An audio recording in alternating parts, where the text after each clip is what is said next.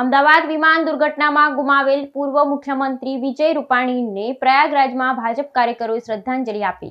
અમદાવાદ વિમાન દુર્ઘટનામાં ગુમાવેલા પૂર્વ મુખ્યમંત્રી વિજય રૂપાણીને પ્રયાગરાજમાં ભાજપ કાર્યકરોએ શ્રદ્ધાંજલિ આપી. પ્રયાગરાજમાં ભાજપના કાર્યકરોએ ગુજરાતના પૂર્વ મુખ્યમંત્રી વિજય રૂપાણીને શ્રદ્ધાંજલિ અર્પણ કરી, જેમણે અમદાવાદ વિમાન દુર્ઘટનામાં પોતાનો જીવ ગુમાવ્યો હતો.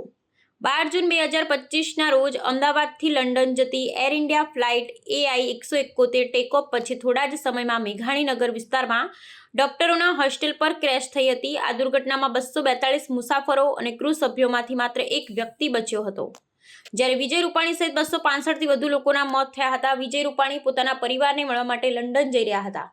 દુર્ઘટનાની ખબર મળતા સમગ્ર દેશમાં શોકની લાગણી પ્રસરી ગઈ હતી. ભાજપના નેતાઓ અને કાર્યકરો સહિત અનેક લોકોએ તેમના યોગદાનને યાદ કરી શ્રદ્ધાંજલિ આપી હતી. તેમના રાજકીય જીવનમાં 1206 નંબર ખાસ મહત્વ ધરાવતો હતો, જે દુર્ઘટનાની તારીખ 12/6 તરીકે પણ નોંધાઈ ગઈ.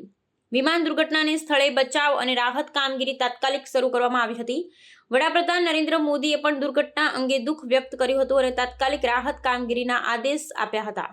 વિજય રૂપાણીના નિધનથી ભાજપ અને ગુજરાતના રાજકારણમાં મોટી ખોટ અનુભવાઈ રહી છે. પ્રયાગરાજમાં ભાજપના કાર્યકરોએ વિશેષ પ્રાર્થના સભા યોજી, જેમાં રૂપાણીના જીવન અને સેવાઓને યાદ કરવામાં આવ્યા. તેમના નિધનથી માત્ર ગુજરાત જ નહીં પણ સમગ્ર દેશ એક અનુભવી નેતા ગુમાવ્યો. દુર્ઘટનાની ગંભીરતા અને નુકસાનને લઈ દેશભરમાં શોકની લાગણી વ્યાપી છે.